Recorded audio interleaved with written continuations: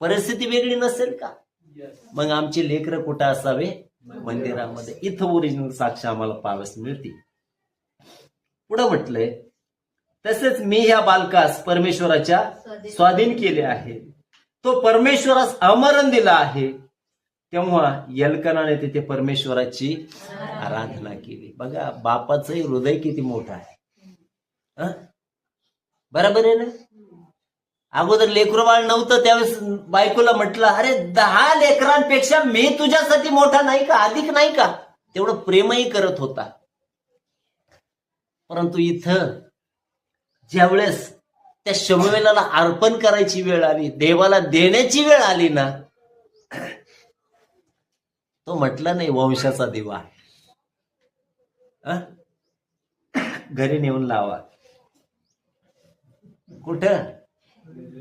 कुठं सोडला?